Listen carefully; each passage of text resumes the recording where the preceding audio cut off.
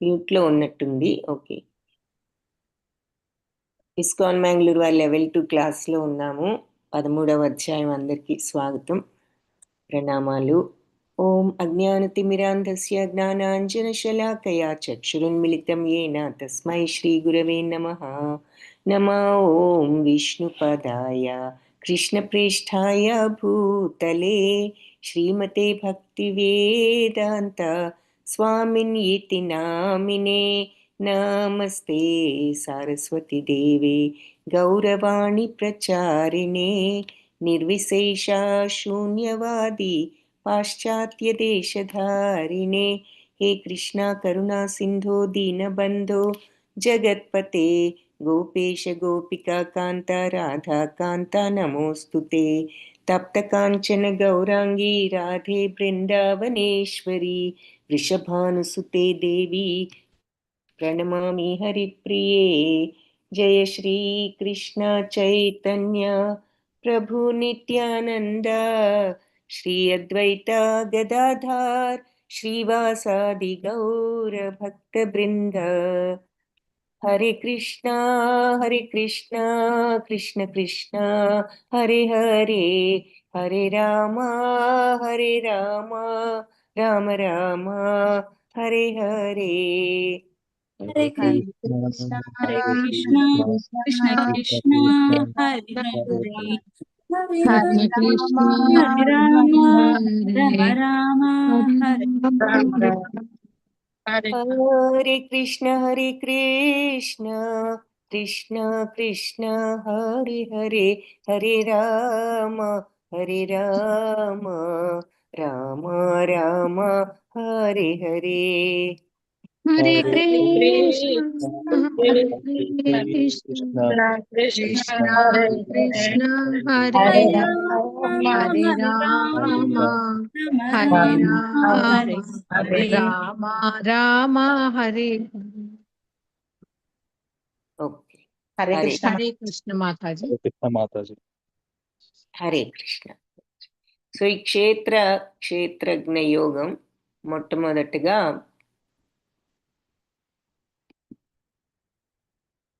అర్జున వాచ. సో అర్జునుడు మళ్ళీ ప్రశ్నతో ప్రారంభించడం జరుగుతోంది ఇక్కడ.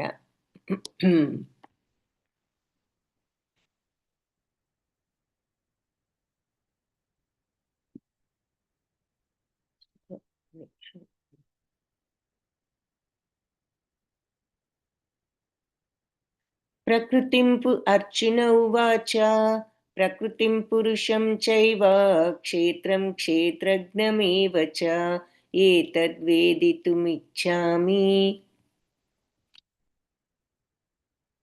జ్ఞానం జ్ఞేయం చ కేశవ. సో అర్జునుడు అడుగుతున్నాడు ఏమని అంటే,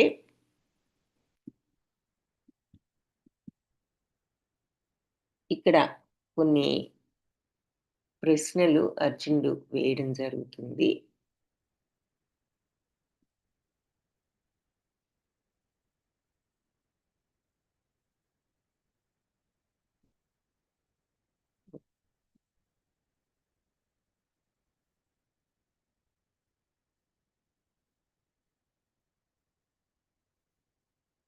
సో మనం జ్ఞానయోగంలో ఉన్నామని చెప్పుకున్నాం కదా. సో ఈ జ్ఞానయోగంలో మొట్టమొదటి అధ్యాయం ఈ మొదటి 6 కర్మయోగం, మధ్యలో 6 భక్తి యోగం, సెకండ్ పార్ట్. ఇప్పుడు థర్డ్ పార్ట్లోకి వచ్చాం. జ్ఞానయోగం అధ్యాయం 13 నుండి 18 వరకు. సో ఇది మనం ఈ భౌతిక ప్రకృతితో ఏ రకంగా మరి టచ్లో ఉంటాము అన్నది, ఏ రకంగా ఈ భౌతిక ప్రకృతితో మనం అనుబంధాన్ని పెంచుకుంటాము, మరి ఏ రకంగా ఈ జీవి మరి భగవంతుడు మరి ఈ మోక్ష మార్గానికి ఏ రకంగా భగవంతుడు అనుగ్రహిస్తారు అనేది చూస్తామన్నమాట. అంటే జ్ఞాన మార్గం ద్వారా. సో అర్జునుడు ప్రకృతిం పురుషం చైవ, ప్రకృతి గురించి మరియు పురుషుడు గురించి తప్పనిసరిగా క్షేత్రం క్షేత్రజ్ఞం ఏవచ, మరియు క్షేత్రము క్షేత్రజ్ఞుణ్ణి గురించి కూడా తప్పనిసరిగా, ఏతద్వేదితం ఇదంతా కూడా తెలుసుకోవాలని ఇచ్చామి కోరికగా ఉంది, జ్ఞానం జ్ఞేయం చ కేశవ, మరియు జ్ఞానము జ్ఞేయం అంటే ఏమిటో కూడా తెలుసుకోవాలని ఉంది. సో ఎన్ని ప్రశ్నలు అడిగాడు? ప్రకృతి మరియు పురుషుడు అంటే ఆనందించేవాళ్ళు అని చూసాము జనరల్గా మీనింగ్. 2 ప్లస్ క్షేత్రం క్షేత్రజ్ఞమేవచ, క్షేత్రము మరియు క్షేత్రజ్ఞుడు అంటే ఏమిటన్నది, ఏతద్వేదితం, తర్వాత జ్ఞానము మరియు జ్ఞేయము అనే విషయం గురించి కూడా తెలుసుకోవాలని అనుకుంటున్నాను. సో భగవంతుడు ఇదం సమాధానం చెప్తున్నారు. ఏమని? శ్రీ భగవానువాచ ఇదం శరీరం కౌంతేయ క్షేత్రమిత్యభిధీయతే ఏతద్యో వేత్తి తం ప్రాహు క్షేత్రజ్ఞ ఇతి తద్విదః. సో కౌంతేయ, ఈ శరీరమే క్షేత్రము అని చెప్పి అభిధీయతే చెప్పబడింది. ఏతద్యో వేత్తి, ఎవరైతే దీనిని తెలుసుకుంటారో, తం వాళ్ళు, ప్రాహు వారిని క్షేత్రజ్ఞుడు అని చెప్పి అంటారు. సో కుంతిపుత్ర కౌంతేయ, ఈ దేహాన్నేమో క్షేత్రం అంటారు, ఈ దేహం తెలిసిన వాడిని క్షేత్రజ్ఞుడు అని అంటారు అని చెప్పి ఇక్కడ భగవంతుడు ఈ 6 ప్రశ్నలకు సమాధానాలు చెప్పడం జరిగిందన్నమాట. సో చెప్తారు. మొదట ఈ 2 ప్రశ్నలకి చెప్పారు, క్షేత్రానికి క్షేత్రజ్ఞుడికి. మిగిలినవన్నీ కూడా ఏమిటి అంటే, క్షేత్రము అంటే మన శరీరము దేహము, క్షేత్రజ్ఞుడు అంటే దేహాన్ని తెలిసినవాడు, ప్రకృతి అంటే ఈ భౌతిక ప్రకృతి, పురుషుడు అంటే ఆనందించేవాడు మరి పరమాత్మ భగవంతుడు, జ్ఞానము అంటే క్షేత్రాన్ని క్షేత్రజ్ఞుణ్ణి అర్థం చేసుకోవడమే జ్ఞానము. ఇక జ్ఞేయము అంటే అసలు అర్థం ఏమిటి అంటే జ్ఞానం యొక్క తత్వం అని అర్థం. సో జ్ఞానం యొక్క తత్వం ఏమిటి అంటే, జ్ఞేయము పరమాత్మ భగవంతుడే జ్ఞేయము, ఆయన్ని తెలుసుకోవడమే జ్ఞానం యొక్క సారం అన్నమాట. సో అది జ్ఞేయం, జ్ఞానం యొక్క ఎసెన్స్ అని అర్థం. జ్ఞేయం అంటే ఇంగ్లీష్లో ఎసెన్స్ అంటాం, సారం అనొచ్చు, తత్వం అనొచ్చు. తెలుగులో జ్ఞానం యొక్క తత్వము సారము ఏమిటి, జ్ఞానం వస్తే ఏం జరుగుతుంది అంటే అది జ్ఞేయం. సో జ్ఞానం వస్తే ఏం జరుగుతుంది? భగవంతుడిని తెలుసుకుంటాం. అందుకని జ్ఞేయము అంటే భగవంతుడు అని చెప్పి పెట్టారు. సో అది ఇంకా ఏమంటున్నారు అంటే, సరే క్షేత్రం అంటేనేమో శరీరం, ఈ దేహాన్ని ఎరిగిన వాడు క్షేత్రజ్ఞుడు అని చెప్పి, క్షేత్రజ్ఞం చాపి మాం విద్ధి సర్వక్షేత్రేషు భారత క్షేత్రజ్ఞయో జ్ఞానం యత్తజ్ఞానం మతం మమ. సో క్షేత్రజ్ఞుడు నేనేనని, అన్ని క్షేత్రాల్లో, అందరిలో, అన్ని శరీరాల్లో ఉన్న క్షేత్రజ్ఞుని నేనే అని చెప్పి తెలుసుకో. క్షేత్రజ్ఞయో జ్ఞానం, క్షేత్రజ్ఞుల యొక్క జ్ఞానం, యత్తజ్ఞానం మతమం, అదే జ్ఞానం అని నా అభిప్రాయం అంటున్నారు. సో ఫస్ట్ ఏం చెప్పారేంటి ఇక్కడ, అన్ని దేహాలలో నేను క్షేత్రజ్ఞుని నన్ను తెలుసుకో, ఈ శరీరాన్ని మరియు అంటే ఈ క్షేత్రాన్ని ఎరిగిన క్షేత్రజ్ఞుడు, ఈ రెండిటిని గురించి తెలుసుకోవడమే జ్ఞానం. సో క్షేత్రజ్ఞులను గురించి తెలుసుకోవడమే జ్ఞానము, ఇక వేరే ఏమి లేదు. జ్ఞానం అంటే ఈ శరీరం ఏమిటి, శరీరం లోపల ఉన్న ఈ ఆత్మతత్వం ఏమిటి, లోపల ఉన్నది మరి ఆత్మ పరమాత్మ, భగవంతుడు అంశ అయిన ఆత్మ భగవంతుడైన పరమాత్మ. కాబట్టి ఇది తెలుసుకోవడమే మరి, అందుకే ఆత్మతత్వం పరతత్వం అని మనం అన్నిసార్లు చెప్పుకునేదంటే, అది ఎక్స్పీరియన్స్ చేసినప్పుడు ఆ సచ్చిదానంద తత్వం, అదే భగవంతుణ్ణి మనం ప్రాక్టికల్గా తెలుసుకోగలుగుతాం. కాబట్టి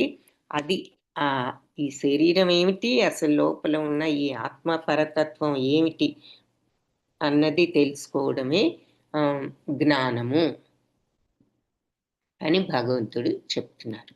ఇంకా ఋషిభిర్బహుతా గీతం ఛందోభిర్వివిధై పృథక్ బ్రహ్మసూత్రపదైశ్చైవ హేతుమద్భిర్వినిశ్చితై. సో క్షేత్రజ్ఞుని గురించిన జ్ఞానము ఎన్నో గ్రంథాలలో ఛందోభిర్ అంటే ఎన్నో వేదాలలో వాటిల్లో కూడా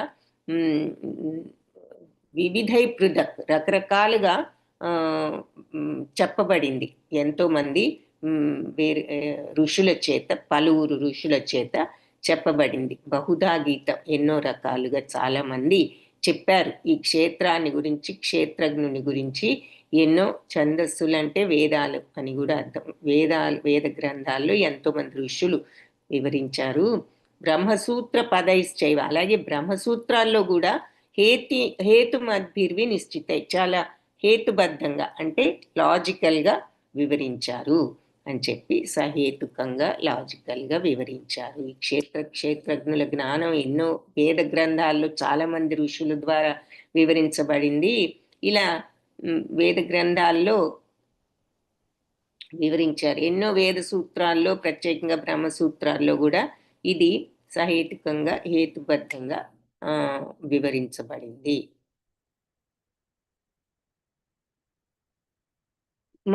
సో అట్లా ఈ ప్రకృతి 6 ప్రశ్నలకి క్లుప్తంగా చెప్పి ఇప్పుడు అన్నీ కూడా మళ్ళీ వివరంగా చెప్తాను అంటారనమాట.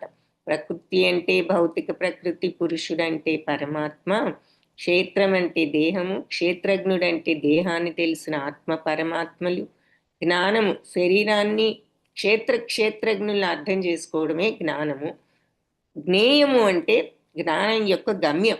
జ్ఞానం తెలిస్తే ఏం జరుగుతుంది అంటే భగవంతుడిని చేరుకుంటాం కాబట్టి జ్ఞేయం అంటే భగవంతుడు అని చెప్పి పెట్టారు, పరమాత్మ అని. సో ఇప్పుడు క్షేత్రం గురించి చూద్దాం, వివరంగా చెప్తున్నారు.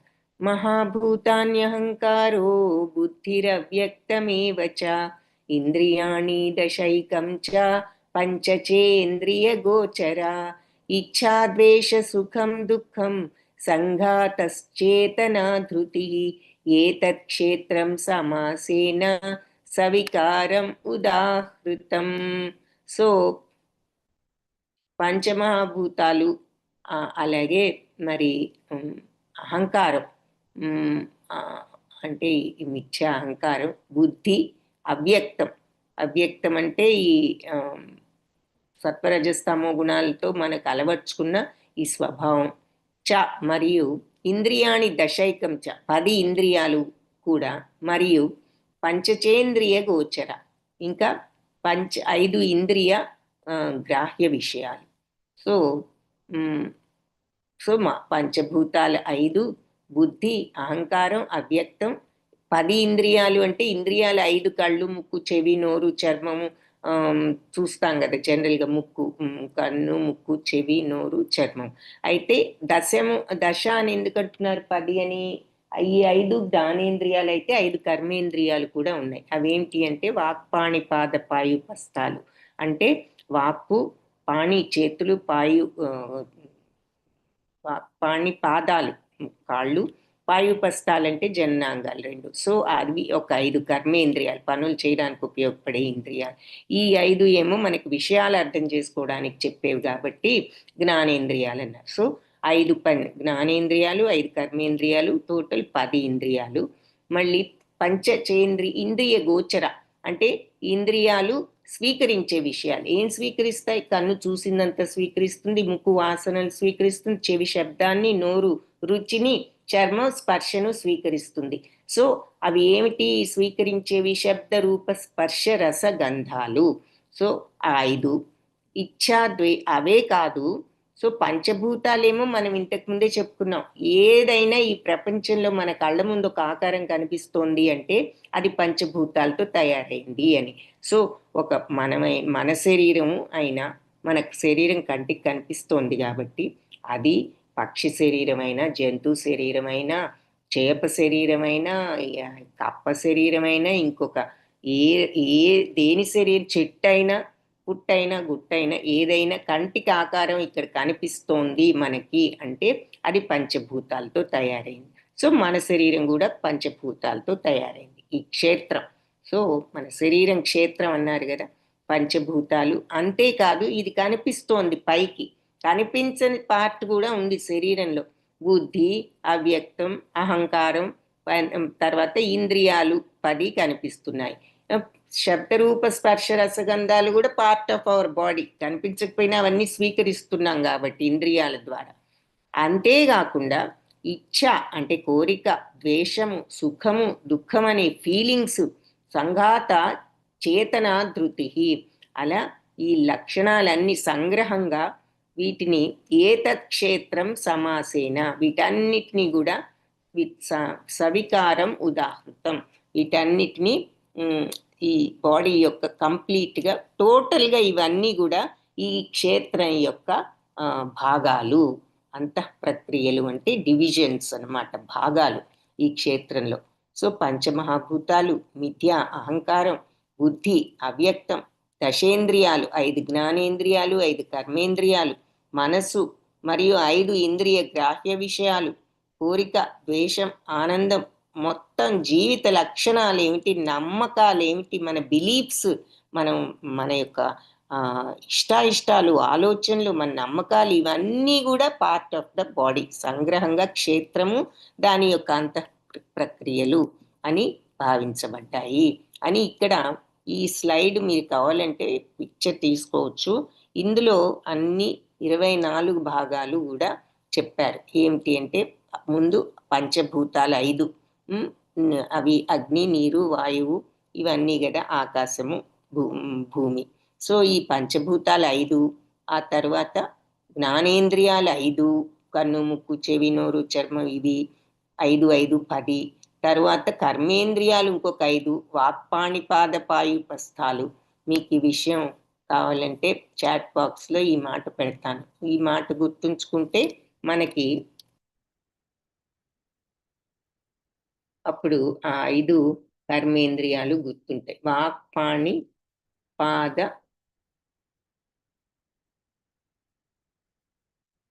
పాయుపస్థాలు.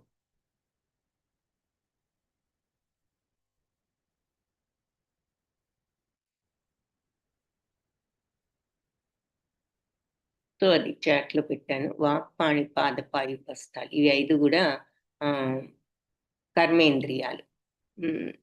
ఇక సెన్స్ ఆబ్జెక్ట్స్ అంటే ఇంద్రియాలు స్వీకరించే విషయాలు. అవేమిటి? అవి శబ్ద, రూప, స్పర్శ, రసగంధాలు. శబ్ద, ఇది కూడా చాట్లో పెడుతున్నాను. శబ్ద, రూప, స్పర్శ, రస అంటే రుచి, గంధ అంటే వాసన. శబ్ద, రూప, స్పర్శ, రసగంధాలు.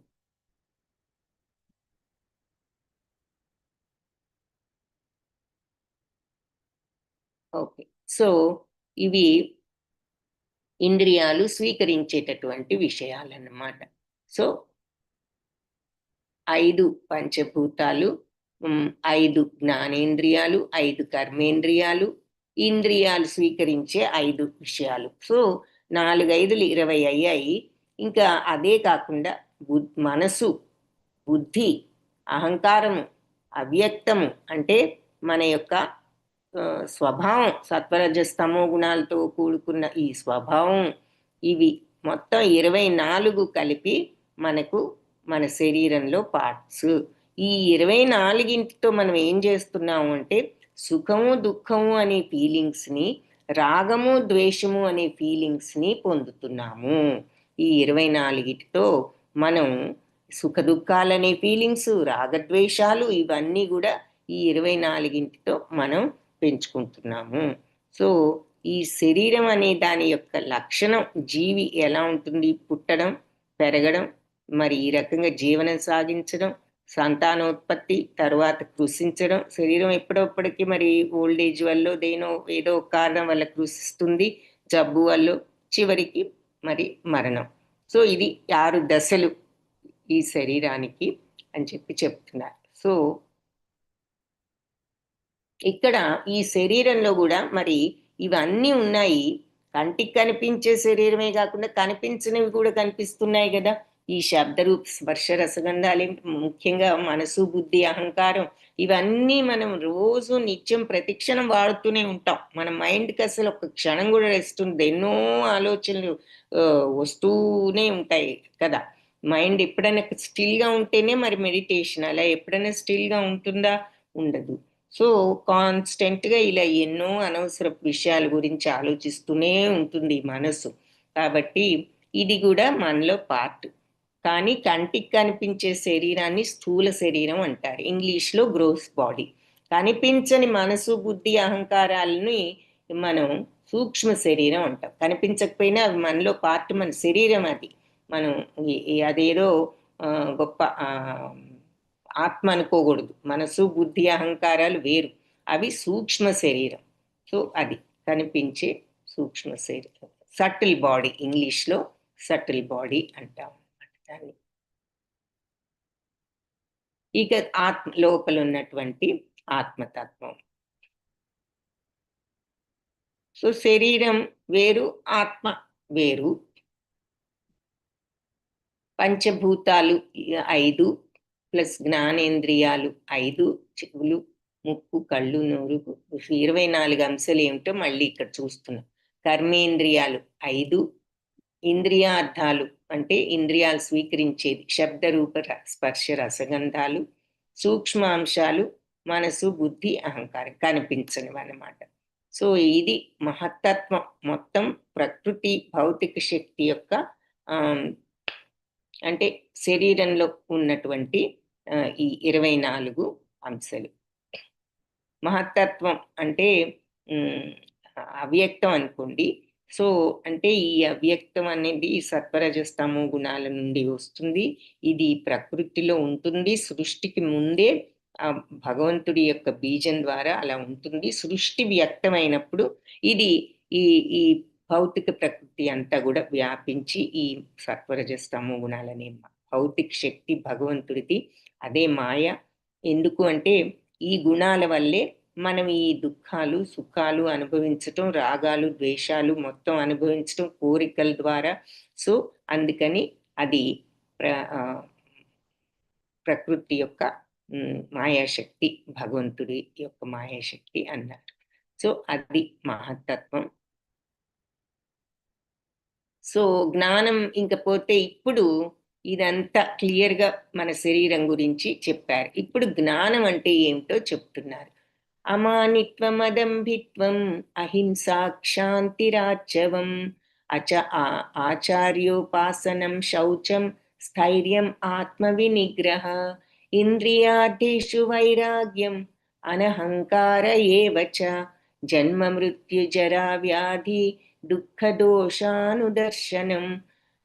అసక్తిరనభిష్వంగః పుత్రదారగృహాదిషు, నిత్యం చ సమచిత్తత్వం, ఇష్టానిష్టోపపత్తిషు, మయి చానన్యయోగేన భక్తిర్ అవ్యభిచారిణి, వివిక్త దేశ సేవిత్వం, అరతిర్జన సంసది, ఆధ్యాత్మ జ్ఞాన నిత్యత్వం, తత్వజ్ఞానార్థ దర్శనం, ఏతజ్ఞానం ఇతి ప్రోక్తం, అజ్ఞానం యదతో అన్యథా. సో ఇది జ్ఞానం అని చెప్పి చెప్తున్నారు. సో ఇంతకీ దాని మీనింగ్ ఏమిటి అంటే వినయం, గర్వం లేకుండా ఉండడం, అహింస, ఓర్పు, సరళత, మంచి ఆధ్యాత్మిక గురువును ఆశ్రయించడం, పరిశుభ్రత, స్థిరత్వం, ఆత్మనిగ్రహం, ఇంద్రియ భోగ వస్తువుల్ని త్యజించడం అంటే భోగాలు కావాలి కావాలి అనే భావనలను తగ్గించుకోవడం, అహంకారం లేకుండా ఉండడం, జన్మ మృత్యు జరావ్యాధుల దోషాన్ని గుర్తించడం. అంటే మనకి ఈ ఈ శరీరం, ఈ తత్వం ఏమిటి అంటే మనం చూసాం కదా, పుట్టడం, ఆ తరువాత పెరగడం, ఏదో నివసిస్తాం, సంతానం, తర్వాత కృషించడం, పోవడం. అంటే తరువాత మరి కర్మబంధాలను అనుసరించి మళ్ళీ జన్మ రావాల్సి వస్తే మళ్ళీ పుట్టడం, మళ్ళీ ఇదే సైకిల్ అనే విషయాన్ని తెలుసుకోవడం. సో ఇదొక చక్రం. ఈ చక్రం ఎందుకు ఫామ్ అవుతుంది? ఇది కోరికల వల్ల ఫామ్ అవుతుంది. కోరికల వల్ల మనం పనులు చేస్తున్నాం, ఫలాసక్తితో మనం బంధాలు పెంచుకుంటున్నాం, తద్వారా మళ్ళీ జన్మను పొందుతున్నాం. మంచి పనులు చేస్తే మంచి ఫలితాలు, మంచి బంధాలతో మంచి జన్మ రావచ్చు. అదే చెడు పనులు చేస్తే మరి చెడు బంధాలతో చెడు జన్మ రావచ్చు. సో ఇదంతా కూడా మన యొక్క ఈ కోరికల వల్ల మనం చేసే ఈ ఫలాసక్తితో చేసే పనుల వల్ల ఇలాంటి చక్రంలో మనం ఉంటున్నాము. ఈ ఫలాసక్తిని తగ్గించుకున్నప్పుడు మనం ఈ చక్రం నుంచి బయటపడతాము అన్న విషయాన్ని గ్రహించడం అని అర్థం. జన్మ మృత్యు జరా వ్యాధుల దోషం అంటే ఈ చక్రంలో ఎందుకున్నాము అనేది తెలుసుకోవడం. నిర్లిప్తత అంటే వేరే ఏమి లేదు, సమత్వం. మనం చూసాం కదా నిన్న, ఈక్వానిమిటీ, బ్యాలెన్స్. ఎటువంటి పరిస్థితుల్లో ఉన్నా కూడా ఒకే రకంగా ఉండగలగడం. ఏదైనా సుఖం వచ్చినప్పుడు పొంగిపోవడం, కష్టం వచ్చినప్పుడు కృంగిపోవడం చేయకుండా ఏదొచ్చినా బ్యాలెన్స్డ్గా ఉండడం. మరి బంధాల నుంచి విముక్తి అంటే అందరినీ వదిలేసి ఈ రోజునే వెళ్ళిపోమని కాదు, కానీ మనం అన్ని పనులు చేస్తున్నా కూడా మనస్సులో మనం ఆ డిటాచ్మెంట్ భావాన్ని ఉంచుకోవడం. అంటే దేని పట్ల టూ మచ్ అటాచ్మెంట్ మనస్సులో ఉంచుకోకుండా చేయవలసిన డ్యూటీస్ చేయవలసిందే. అది ముందే చెప్పారు భగవంతుడు కర్మయోగంలో. పనులు చేయకుండా కూర్చోవడం కంటే, సన్యసించాము అనుకోవడం కంటే, మన పనులు మనం చేస్తూనే ఈ రకంగా మనసులో సన్యసించడం బెటరు. అంటే అటాచ్మెంట్స్ని తగ్గించుకుంటూ మనం చేయవలసింది మాత్రం తప్పకుండా చేయడమే మంచిది అని చెప్పారు. సో అది ఇక్కడ అర్థం. సో సుఖ దుఃఖ సందర్భాలలో సమచిత్తం చూశాము. అలాగే భగవంతుడి పట్ల భక్తి, ఏకాంత ప్రదేశంలో ఉండాలి అంటే ఇక్కడ అర్థం మళ్ళీ అందరినీ వదిలేసి ఎక్కడికో వెళ్ళిపోమని కాదు, అందరిలో ఉంటూనే hands in the society, head in the forest. అంటే మనం ఆ సంఘంలో మన పనులు మనం చేస్తూనే మనస్సులో ఆ డిటాచ్మెంట్తో ఉండగలగడం. అలా జనసామాన్యం పట్ల విరక్తి అంటే కూడా అందరినీ ఏదో దూరం చేయమని కాదు, వెళ్ళి అనవసర విషయాలు కలిగించుకుని మాట్లాడాలని, అన్నెసెసరీ సోషలైజింగ్, వాళ్ళ గురించి ఏదేదో బయటికి వెళ్దాం, పక్కింటికి వెళ్దాం, క్లబ్కి వెళ్దాం, బజారుకి వెళ్ళి వాళ్ళని వెళ్ళి మీట్ అవుదాం అని ఒక్కొక్కసారి తోచక ఇటువంటివి చేద్దాం, తోచడం లేదు, వెళ్ళి కబుర్లు చెప్దాం అనుకుంటూ ఉంటాం. పక్కింటికో ఇంకెక్కడికో ఏదో పార్టీయో ఏదో అనుకుంటారు తోచక ఎక్కడికన్నా అని. సో అది అంటే మనస్సులో నీవు ఎప్పుడు కూడా ఆధ్యాత్మికత పట్ల ఉండు, కానీ ఇలా అనవసర విషయాలు, చర్చలు, మాటలు ఇటువంటి వాటి వల్ల పెద్ద ఉపయోగం లేదు మరి ఆధ్యాత్మిక మార్గంలో ఉండాలి అంటే. అలాగే స్వీయ సాక్షాత్కారం యొక్క ప్రాముఖ్యతను అంగీకరించడం. ఇక పరతత్వపు తాత్విక శోధన. అసలు ఈ పరతత్వం ఏమిటి, ఆత్మతత్వం ఏమిటి అనేది తెలుసుకోవడానికి మనం ప్రయత్నం. ఇవన్నీ కూడా జ్ఞానం. వీటికి అన్యమైనది ఇంకేదైనా అజ్ఞానమే అని చెప్తారు. ఇది జ్ఞానం అంటే, ఇది కాక ఇంకేదైనా ఉంది అంటే అది అజ్ఞానమే అంటున్నారు. సో దేంతో స్టార్ట్ అయింది? వినయము, గర్వం లేకుండా ఉండడం, అహింస, ఓర్పు, సరళత, ఇవన్నీ ఉండాలి. ఒక గురువుని చూసుకోవడం, పరిశుభ్రత అంటే ఊరికి శరీరం శుభ్రంగా ఉంచుకోవడం కాదు, మనస్సును చెడు ఆలోచనలు, కల్మషాలు లేకుండా పవిత్రంగా ఉంచుకోవడం. స్థిరత్వం, ఈ మార్గంలో స్థిరంగా ఉండడం, ఏదో ఒకరోజు ఉండి ఒకరోజు ఉండకుండా కాదు. ఆత్మనిగ్రహం అంటే మరి కంట్రోలు, ఏ విషయంలోనూ ఆవేశపడిపోకుండా లేదా దుఃఖపడిపోకుండా. అంటే సమత్వం కావాలి, నిగ్రహం, సమత్వం ఉండాలి అంటే. ఇంద్రియ భోగాలను మరి త్యజించగలగడం, కోరికలను తగ్గించుకుంటేనే ఈ సమత్వం వస్తుంది. కోరికలు పెంచుకున్న కొందుకి కోపము, మరి దుఃఖము, ఆందోళనలు, భయాలు అన్నీ పెరుగుతాయి కోరికలతో పాటు. కామ, క్రోధ, లోభ, మోహ, మదమాత్సర్యాలు 6 అరిషడ్ వర్గాలు అంటారు. అవన్నిటికీ మూల కారణం కామమే, కోరికే. కాబట్టి అందుకని కోరికను తగ్గించుకోవడం, అహంకారం లేకుండా ఉండడం, ఈ జన్మ మృత్యు జరా వ్యాధుల దోషం, మరి వైరాగ్యాన్ని పెంచుకోగలగడం, మనస్సులో సుఖ దుఃఖాలలో సమత్వం, భగవంతుడి పట్ల భక్తి, మరి అన్నెసెసరీ మాటలు తగ్గించుకోవడం. జనసామాన్యం పట్ల విరక్తి అంటే అందరి మీద ఏదో విరక్తి అని కాదు, వెళ్ళి ఈ భౌతిక తత్వాలలో మనం వెళ్ళి అన్నెసెసరీ మాటలు ఇవన్నీ చేయడం. తర్వాత ఈ ఆత్మతత్వం యొక్క ప్రాముఖ్యతను అంగీకరించడం, పరతత్వపు శోధన, ఇవన్నీ జ్ఞానం. ముందు వినయ విధేయతలు, గర్వం లేకుండా అహింసతో, ఓర్పుతో, సరళతతో ప్రారంభమైందన్నమాట జ్ఞానం. ఈ లక్షణాలే లేకపోతే అసలు జ్ఞానంలో మనం ముందుకే వెళ్ళలేం. సో ఇది చాలా ఇంపార్టెంట్ అన్నమాట. ముందు వినయం, గర్వం లేకుండా ఉండడం,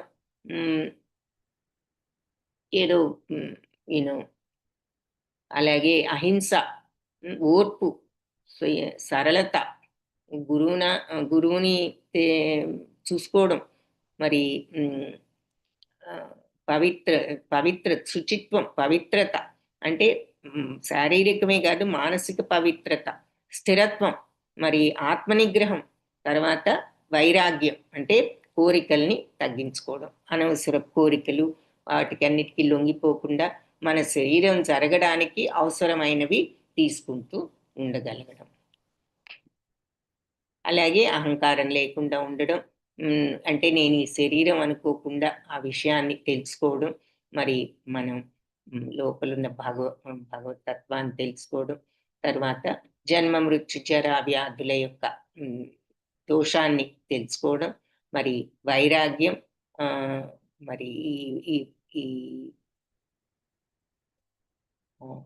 సమత్వం, అలాగే మరి భక్తి అనే భగవంతుడి పట్ల భక్తి, ఆ తర్వాత ఏకాంతం అంటే ఇక్కడ భౌతిక విషయాలలో ఎక్కువ ఆసక్తి చూపకుండా ఉండగలగడం, భక్తుల సాంగత్యంలో ఉండాలని అనుకోవడం, ఈ భౌతిక తత్వంలో కలవకుండా భక్తి ఉన్న వాళ్ళ సత్సాంగత్యంలో భక్తుల సాంగత్యంలో ఉండాలని అనుకోవడం, మరి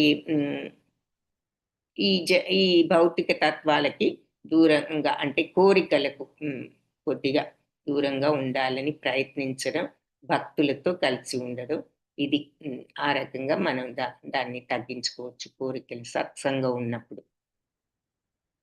అంతే కదా, మరి సినిమాకి వెళ్దాం అనే వాళ్ళతో వెళ్తే సినిమాకి వెళ్తాం, గుడికి వెళ్దాం అనే వాళ్ళతో వెళ్తే గుడికి వెళ్తాం. సో అది ఎటువంటి చాయిసెస్ చేసుకుంటున్నాం మనం, భౌతిక తత్వాన్ని పెంచుకోవడానికి అనువైన పనులు చేస్తున్నామా, ఆధ్యాత్మిక తత్వాన్ని పెంచుకోవడానికి అనువైన పనులు చేస్తున్నామా?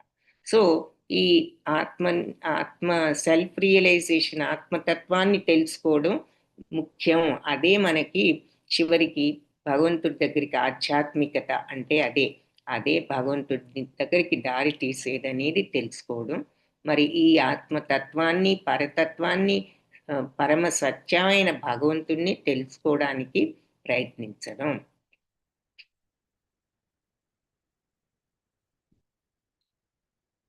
సో ఇది జ్ఞానం. ఇప్పుడు జ్ఞేయం గురించి చెప్తున్నారు. జ్ఞేయం యత్తత్ ప్రవక్ష్యామి యజ్ఞాత్వామృతమశ్నుతే అనాది మత్పరం బ్రహ్మ న సత్తన్నా సదుచ్యతే. జ్ఞేయం యత్తత్ ప్రవక్ష్యామి, అజ్ఞేయం ఏమిటో చెప్తాను. యజ్ఞాత్వా అమృతం అశ్నుతే, ఏది తెలుసుకుంటే నువ్వు అమృత తత్వాన్ని పొందుతావో అటువంటి జ్ఞేయం ఏమిటో నీకు ఇప్పుడు చెప్తాను.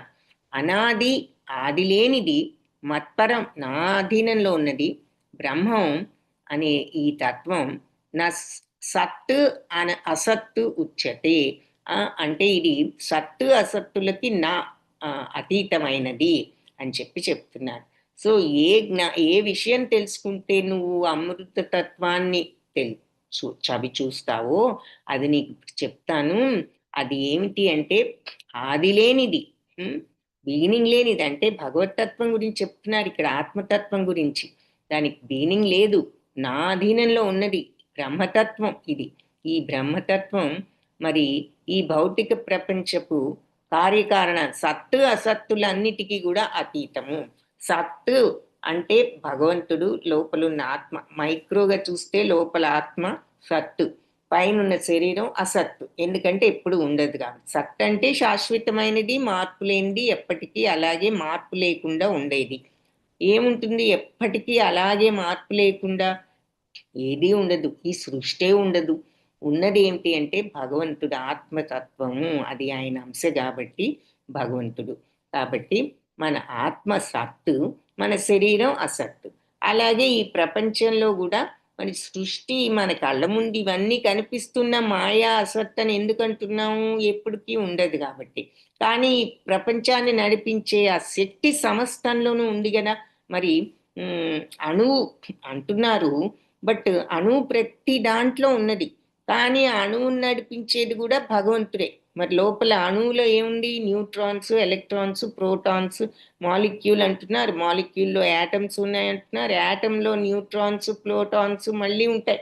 ఎగ్గులో గనక ఆ జీవశక్తి ఎలా ఉంటుందో ఒక గ్రుడ్డులో, ఆ రకంగా యాటంలో కూడా జీవశక్తి ఉంది. ఆ న్యూట్రాన్స్, ప్రోటాన్స్ ఉండబట్టే మళ్ళీ అన్నీ కూడా పనిచేస్తున్నాయి ప్రతి సెల్లో కూడా. సో భగవంతుడు అలా ప్రతి దాంట్లో ఉన్నారన్న దానికి అదే నిదర్శనం అన్నమాట. ఆయన శక్తి లేనిదే ఏ చిన్న అణువు కూడా పనిచేయదు. అణువు కంటే చిన్నవాడిని అని ఇక్కడ మళ్ళీ చెప్తారు, ఎందుకంటే అణువులో కూడా ఉన్నాడు కాబట్టి అని.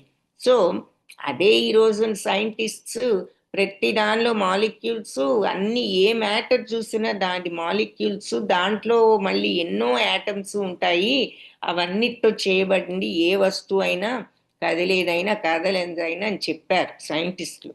అదే మరి భగవంతుడి యొక్క శక్తి, ఆ చైతన్యం. భగవంతుడు ప్రతి దానిలో ఉన్నారు అంటే ఆ చైతన్యమే మరి ప్రతి దాన్ని పనిచేసేటట్టు చేస్తోంది. సో అందుకే ప్రహ్లాదుడు స్తంభంలో ఉన్నాడంటే స్తంభంలోనూ ఉంటారు అని చెప్పినప్పుడు స్తంభం పగలగొడితే మరి నరసింహ అవతారంలో భగవంతుడు రావడం. సో ప్రతి దాంట్లోనూ భగవంతుడు లేనిదే ఏది కూడా ఉనికిలో లేదని చూస్తూనే ఉన్నాం. కానీ మనం ఆ విషయాన్ని నిజంగా జీర్ణించుకోగలగాలి. అది ఆ ఫెయిత్ ఉండాలన్నమాట. సో ఇదే ఈ రోజు సైన్స్లో యాటమ్ అని చెప్పి, యాటంలో న్యూట్రాన్స్, ప్రోటాన్స్ ఏమిటది? అంత చిన్న యాటంలో మళ్ళీ దాంట్లో న్యూట్రాన్స్, ప్రోటాన్స్ వల్ల యాటమ్ పనిచేస్తుంది అంటే ఎక్కడి నుంచి వచ్చాయి ఇవన్నీ? అవన్నీ కూడా భగవంతుడి యొక్క శక్తి. కాబట్టి అలా ఆ చైతన్యమే సత్తు, పైకి కనిపించే రూపం అసత్తు. అది మనదైనా అంతే, మ్యాక్రో పెద్ద దృష్టిలో చూస్తే ఆ ప్రపంచమైనా అంతే. పైకి కనిపించేదంతా ఎప్పటికీ ఉండదు. ఈ సృష్టి అసత్తే, ఎప్పుడో అప్పటికి విలీనం అవుతుంది. కానీ ఈ ప్రపంచాన్ని నడిపిస్తూ ఉన్నది ఒక శక్తి, అది మాత్రం సత్తు, అది ఎప్పటికీ ఉండే శక్తి. సో ఈ సత్తు అసత్తులు మరి ఈ బ్రహ్మతత్వం ఏమిటి? ఆత్మతత్వం, ఆ బ్రహ్మతత్వం భగవంతుడి తత్వం ఈ భౌతిక ప్రపంచపు కార్యకారణాలకు, సత్తు అసత్తులకు అతీతము. సర్వతః పాణిపాదం తత్ సర్వతోక్షిశిరోముఖం సర్వతః శృతిమల్లోకే సర్వం ఆవృత్య తిష్టతి. సర్వతా ఆయన పాణి, చేతులు పాదాలు ఉన్నాయి. అలాగే సర్వత్రా ఆయన అక్షి, కనులున్నాయి, శిరస్సులున్నాయి, ముఖాలున్నాయి. అంతటా భగవంతుడి యొక్క చేతులు, కాళ్ళు, కళ్ళు, శిరస్సులు, ముఖాలు లేని ప్లేస్ లేదు. సర్వత్రా ఆయన చేతులంటే ఆయన అందనిది లేదు. సర్వత్రా ఆయన పాదాలంటే ఆయనకు వెళ్ళలేని చోటు లేదు. సర్వత్రా ఆయన కన్నులున్నాయంటే ఆయన చూడలేనిది లేదు. మనం ఏదో ఎవరూ చూడడం లేదనుకుని ఏదైనా పనులు చేసినా భగవంతుడు చూస్తున్నాడు. సర్వత్రా ఆయన శిరస్సులు ఉన్నాయంటే అందరిలో ఆయన యొక్క అంశ ఉన్నది. ఏ జీవి అయినా ముఖాలు అంటే అందరికీ ఆ భగవంతుడు మరి ఆ లోపల ఉన్న చైతన్యానికి కారణం ఆయనే, ఏ జీవికైనా. సర్వత శృతిం అల్లోకే, సర్వత్రా ఆయన చెవులు కూడా ఉన్నాయి.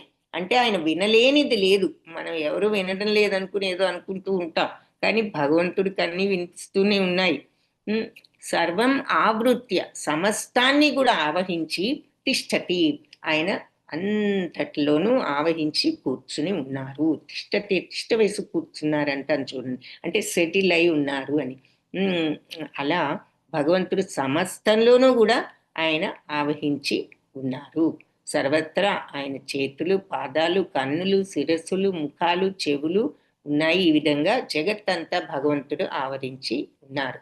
సో పరమాత్మ ఆత్మతత్వం అంతటా ఉంది, ప్రతి జీవిలోనూ ఉన్నది. ఈ ప్రపంచంలో కూడా మరి ఆత్మతత్వం ఉండబట్టే భగవంతుడి యొక్క ఆ తత్వం, చైతన్యం ఈ ప్రపంచం నడుస్తుంది. ప్రపంచమే గనక మనం ఒక రూపం అనుకుంటే ఆ రూపానికి మరి లోపల ఈ భగవత్ తత్వం ఉండబట్టే ఈ ప్రపంచం అంతా కూడా ఇంత పర్ఫెక్ట్గా ప్లానెట్స్, గ్రహాలు, సూర్యచంద్రులు ఇవన్నీ ఒక్క నిమిషం కూడా ఆగకుండా తిరుగుతూ వాటి పని అవి చేసుకుంటూ అది వెళ్ళవలసిన దారిలోనే వెళ్తూ ఇష్టం వచ్చినట్లు వెళ్లకుండా ఒకళ్ళ మార్గం ఒకళ్ళు కనీసం 1 మిల్లీమీటర్ కూడా అటు ఇటు వెళ్లకుండా అవి చుట్టూ చక్కటి సర్కిల్లో సూర్యుడి చుట్టూ ఓవెల్ షేప్ లో తిరుగుతూనే ఉన్నాయి. ప్రతి క్షణంలో 1000వ వంతు 10,000వ వంతులో కూడా అది ఆగే ప్రశ్నే లేదు. మరి ఎవరు చేస్తున్నారు, ఎవరు తిప్పుతున్నారు, ఎవరు ఇంత కరెక్ట్ అయిన తిన్నని మార్గంలో వాటిని నడిపిస్తున్నారు అంటే భగవత్ శక్తి. మరి ఏది లేనిదే ఇవన్నీ ఈ రకంగా గాలిలో తేలుతూ ఇంత పర్ఫెక్ట్ గా ఉంటాయా? అర్త్కి మ్యాగ్నెటిక్ పవర్ ఉంటుంది చెప్తూ ఉంటారు. ఎక్కడి నుంచి వచ్చింది ఆ మ్యాగ్నెటిక్ పవరు? మనం మ్యాగ్నెట్ని ఏదైనా ఇనుము దగ్గర పెట్టినప్పుడు ఆకర్షిస్తే అప్పు మ్యాగ్నెట్ తిరిగి ఆకర్షిస్తోంది అనుకుంటాం.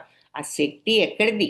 అది భగవంతుడి శక్తియే. మరి మనం భూమి మీద ఎగిరాము అంటే గాల్లో ఉంటున్నామా, తిరిగి వస్తున్నాం. ఎందుకు అంటే భూమికి ఆకర్షణ శక్తి ఉంది అంటున్నాం. ఆకర్షణ శక్తి ఏమిటి? అది మనకు ఉండడానికి ఉపయోగపడేటట్లు భగవంతుడు మరి ఇలా క్రియేట్ చేశారు. భగవత్ శక్తి అనేది అన్ని చోట్ల అంతటా ఉన్నది. అదే మనకు భగవంతుని ఇన్ని శిరస్సులతో, చేతులతో, కాళ్ళతో మనం బొమ్మ చూస్తూ ఉంటాము. దాని అర్థం ఏమిటి అంటే భగవంతుడు అంతటా ఉన్నారు. ఆయనకు అందనిది లేదు, వెళ్ళలేనిది లేదు, చూడలేనిది లేదు, వినలేనిది లేదు, అందరిలో ఉన్నారు, ప్రతి జీవిలోనూ. అందుకే ఆయనకు అన్ని తలలు అంటే ప్రతి జీవిలో భగవంతుడు ఉన్నారు. అందుకే పురుష సూక్తంలో కూడా సహస్ర శీర్ష పురుష అంటారు. 1000 తలలు అంటే 1000 జీవులనే కాదు. దాని అర్థం ఏంటంటే ఇలా ప్రతి ఒక్కరిలో భగవంతుడు పరమాత్మ రూపంలో ఉన్నారు అని. సర్వేంద్రియ గుణాభాసం సర్వేంద్రియ వివర్చితం అసక్తం సర్వభృచ్చైవ నిర్గుణం గుణభోక్తృచ. సర్వేంద్రియ, ఇక్కడ ఇంకా ఆత్మతత్వం గురించి చెప్తున్నారు. సో అన్ని సర్వేంద్రియ గుణాభాసం, అన్ని ఇంద్రియాలకి మూలం భగవంతుడు.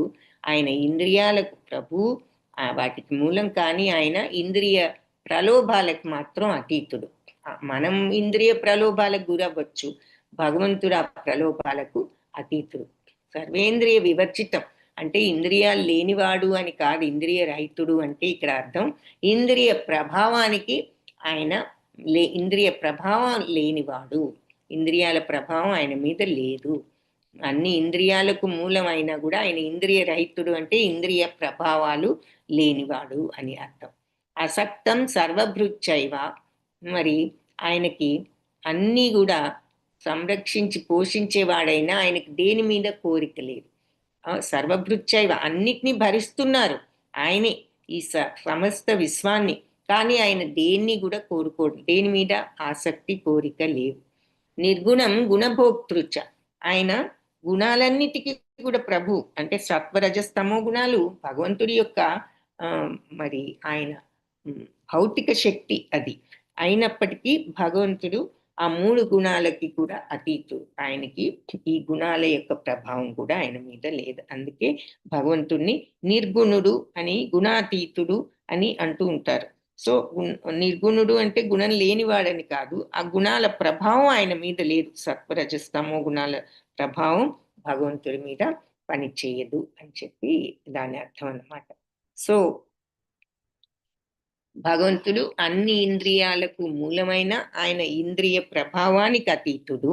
అలాగే అందరినీ పోషించేవాడు, అన్ని సంరక్షించేవారు అయినా కూడా ఆయనకి దేని మీద ఆసక్తి లేదు. అలాగే మరి అన్ని గుణాలకు కూడా ఆయనే శక్తి అయినా కూడా గుణాలన్నీ ఆయన ఆ సత్వరజస్తమో గుణాలకు అతీతుడు, వాటి ప్రభావంలో కూడా లేరు. సో భగవంతుడికి ఇంద్రియ ప్రలోభాలు లేవు, గుణాల ప్రభావం లేదు, ఆయనకి కోరిక లేదు. అది భగవతత్వం. సో 3 గుణాలకు అతీతుడు, ఇంద్రియ ప్రభావానికి గురి కాని వాడు. అంటే అందుకే హృషికేశ అనే పేరు.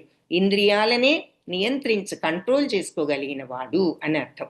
సో ఎవరైతే ఇంద్రియాలను కంట్రోల్ చేసుకుంటారో, ఎవరైతే 3 గుణాలకు అతీతంగా వెళ్ళగలుగుతారో, సత్వరజస్తమో గుణాలను మించి ఆ శుద్ధతత్వంలోకి వెళ్ళగలుగుతారో, ఎవరైతే నిరాసక్తితో ఉండగలుగుతారో అంటే కోరికలు లేని స్థితిలో, వాళ్ళు భగవతత్వాన్ని పొందిన వాళ్ళు కాబట్టి భగవతత్వాన్ని అర్థం చేసుకున్న వాళ్ళు అంటున్నారన్నమాట.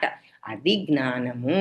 సో ఈ భగవంతుడి యొక్క తత్వం ఏమిటో ముందు తెలుసుకుంటే ఆ తత్వంలోకి వెళ్ళాలి, నేర్చుకోవాలి. భగవంతుల్లాగా ఉండాలి అంటే మనం అంత శక్తివంతులం అయిపోతాము అని కాదు, ఈ ప్రపంచాన్నంతా నడిపించగలిగే వాళ్ళం అవుతామని కాదు. భగవంతుడి యొక్క తత్వాన్ని మనం అనుభవపూర్వకంగా తెలుసుకున్నప్పుడు మనకి భగవంతుడి దగ్గర ఉండే అర్హత లభిస్తుంది. ఈ జనన మరణ చక్రం నుంచి విడుదలవుతాం.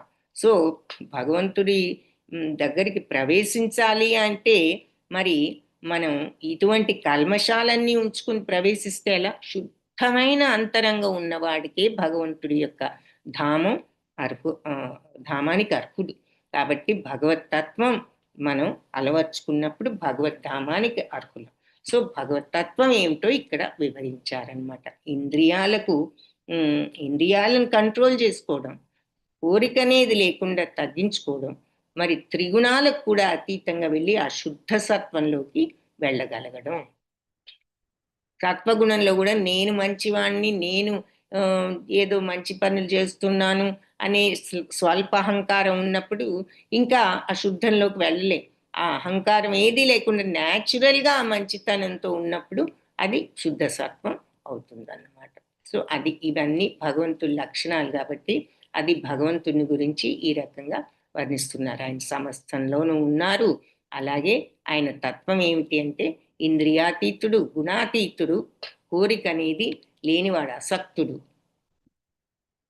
ఇంకా ఏం చెప్తున్నారు? బహిరంతశ్చ భూతానాం అచరం చరమేవచ సూక్ష్మత్వాత్ తద విజ్ఞేయం దూరస్థం చాంతికే చ తత్. సో బహిర్ అంతశ్చ బయట లోపల కూడా, భూతానం అన్ని జీవరాశులకు బయట లోపల కూడా ఉన్నారు. అచరం చరం కదిలే వాటికి కదలని వాటికి కూడా అన్నిటికీ బయట లోపల ఉన్నారు. సూక్ష్మత్వాత్ తద విజ్ఞేయం ఎంతో సూక్ష్మంగా ఉన్నందువల్ల మరి ఉన్నట్లు ఉన్నారు. మన ఇంద్రియ శక్తికి మించిన వారు కనిపించకుండా ఉన్నారు. మరి ఆటంలో కూడా ఉన్నారు. అందుకని మన కళ్ళతో చూడడం కూడా సాధ్యం కాదు. దూరస్థం చ అంతికే చ తత్. ఎంతో దూరంలో ఉన్నప్పటికీ అందరికీ మళ్ళీ ఎంతో దగ్గరలో కూడా ఉన్నారు. సో భగవంతుడు అంతటా ఉన్నారు. ఆయన ధామంలో ఏమిటి అన్ని చోట్ల ఉన్నారు. అక్కడెక్కడో ఉన్నారు అనుకున్నా కూడా అందరికీ లోపలే పరమాత్మ రూపంలో భగవంతుడు ఉన్నారు. సో ఆయన కదలని ప్రతి బయట లోపల కదలని ప్రతి వస్తువు జీవికి కూడా ఆయన బయట లోపల ఉంటారు. కదలని వాటిల్లో కూడా బయట శరీరం రూపంలో, ఫామ్ రూపంలో ఉన్నారు దేనికైనా. లోపల చైతన్యం రూపం, ప్రాణం అంటాం మనం మామూలుగా. మరి ఆత్మతత్వం అది. ఆత్మ ఉన్నప్పుడే ఆ చైతన్యం, ప్రాణం ఉంటుంది. సో అది లోపల ఆ విధంగా ఉన్నారు. బయట పంచభూతాల రూపంలో, ఈ శరీరం రూపంలో ఉన్నారు. మన శరీరమే కాదు, ఈ ప్రపంచం కూడా అంతే. బయట మరి ఈ ప్రపంచం లాంటి ఆకారంతో ఉన్నారు.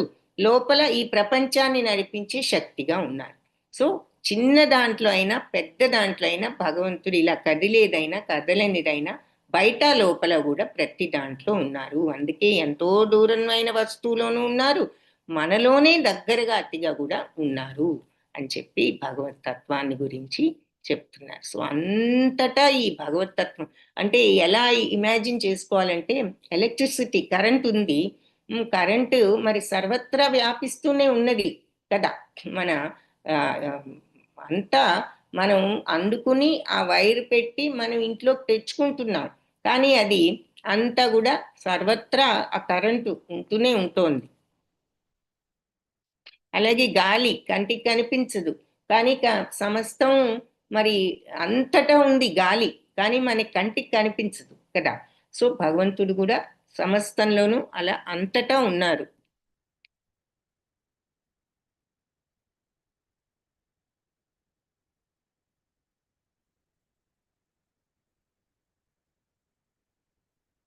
ఇంకా ఆత్మతత్వంలో నెక్స్ట్ ఏం చెప్తున్నారు? అవిభక్తం చ భూతేషు విభక్తం ఇవ చ స్థితం భూతభర్తృ చ తజ్ఞేయం గ్రసిష్ణు ప్రభవిష్ణు చ. సో ఈయన అవిభక్తం అంటే విభజించడానికి మరి అన్ని విభజించడానికి వీలు లేకపోయినా భూతేషు విభక్తం ఇవచ స్థితం, అన్ని జీవరాశుల్లో, భూతాలు అంటే జీవరాశులు అని చెప్పుకున్నాం, అన్ని జీవులలో ఆయన వేరువేరుగా కనిపిస్తూ ఉంటారు. కానీ భగవంతుడు ఒక్కరే, ఆయన ఏదో పార్ట్స్ ముక్కలు ముక్కలు చేయడం కాదు, అక్కడ భగవంతుడు హోల్గానే ప్రతి ఒక్కళ్ళలో ఉంటూనే ఉన్నారన్నమాట. ఆయన వేరువేరుగా మనకి, అంటే ఇక్కడ అర్థం ఏమిటంటే ఇన్ని రకాల జీవులుగా అందరూ కనిపిస్తున్నా వాళ్ళందరిలో ఉన్నది భగవంతుడు. సమస్త జీవులకు భూతభర్తృచ తద్జ్ఞేయం రసిష్ణు ప్రభ విష్ణుచ. సో ఆయన అందరికీ కూడా పోషించేవాడు, భర్తృ అంటే పోషించేవాడు, భరించేవాడు. మరి అలాగే ఆయనే మరి అందరికీ తెలుసుకోగలవాడు, సృష్టికర్త ప్రభ విష్ణు, ఆయనే అందరికీ సంరక్షకుడు భగవంతుడు. జీవులక పరమేశ్వరుడే సృష్టికర్త, సంరక్షకుడు, పోషకుడు. సో సృష్టించేవాడు, భరించేవాడు, పోషించేవాడు మరియు లయకారకుడు అని తెలుసుకో. ఈ భగవంతుడే అన్ని సృష్టించేదేమిటి, పోషించేదేమిటి, లయం చేయడం ఏమిటి, అన్నీ కూడా భగవంతుడే అని చెప్తున్నారు. సో పరమాత్మ విభజించడానికి వీల్లేని వాడు, అయినా కూడా సర్వప్రాణులలో ఆయన వేరువేరుగా కనిపిస్తూ ఉంటాడు. ఎంతో మంది జీవులు ఉన్నారు, అన్ని జీవుల్లో భగవంతుడు ఉన్నాడు. రకరకాలుగా మనకి భగవంతుడు, మనకి మనుషుల్లోనే రకరకాలుగా ఉన్న వాళ్ళు ఉన్నారు, ఇంకా జీవులు ఉన్నాయి, మరి పక్షులున్నాయి, చీమలున్నాయి, జంతువులున్నాయి. అన్నిట్లో భగవంతుడి యొక్క శక్తి లేనిది ఏదీ పనిచేయదు. సో ఆయన ఈ సర్వప్రాణులలో వేరువేరుగా కనిపిస్తున్నారు, కానీ భగవంతుడు ఒక్కరే. ఆయన ఏమిటి విభజించి ఏదో పార్ట్స్గా కాదు, అన్నీ కూడా ఆయన అంశ. అందుకే మనకి మీరు లెవెల్ 3లోకి వెళ్తే ఈశోపనిషత్తులో మనకు ఇది వస్తుంది, పూర్ణమదం పూర్ణమిదం పూర్ణాత్ పూర్ణమేవావశిష్యతే. అది కంప్లీటే, ఇది హోలే, అది హోలే, అది పూర్ణమే, ఇది పూర్ణమే. పూర్ణంలో నుంచి ఏదైనా మనం పార్ట్ తీస్తే అది పూర్ణమే. అది మామూలుగా ఒక పండు ఉన్నదంటే ఆ పండులో ఒక సగం తీస్తే సగమే మిగులుతుంది, కానీ ఇది అలాంటి పూర్ణం కాదు. ఇది ఎలాంటిది, భగవంతుడు. మనం భగవంతుడి నుంచి ఎన్ని క్రియేట్ అయినా భగవంతుడు హోల్గానే ఉంటారు. అంతేకాకుండా క్రియేట్ అయినటువంటి ఆ పార్ట్ కూడా హోలే, అది పార్ట్ కాదు. పూర్ణమేవా శిష్యతే పూర్ణాత్ పూర్ణముదచ్యతే. పూర్ణం నుంచి వచ్చేది కూడా పూర్ణమే, అది కూడా ముక్క కాదు అంటున్నారు. సో ఈ భగవతత్వం ఎలాంటిది అంటే ఈ మ్యాథమెటిక్స్ ప్రిన్సిపల్ దాని ఈ గణిత శాస్త్రం దానికి అప్లై అవ్వదన్నమాట. గణిత శాస్త్రంలో ఏముంటుంది, ఒక పండు ఉంది అంటే దానిలో ఒక పావు ముక్క తీస్తే ముప్పావు మిగులుతుంది అంటాం, అరముక్క తీస్తే ఒక అర మిగులుతుంది, ఇక్కడ ఒక అర ఉంది, అక్కడ ఒక అర ఉంది అంటాం, ఇక్కడ ఒక సగం, అక్కడ ఒక సగం అంటాం. కానీ ఇది అలా కాదు. ఈ పూర్ణం భగవంతుడు ఎంత పూర్ణత్వం అంటే పూర్ణాత్ పూర్ణముదచ్యతే.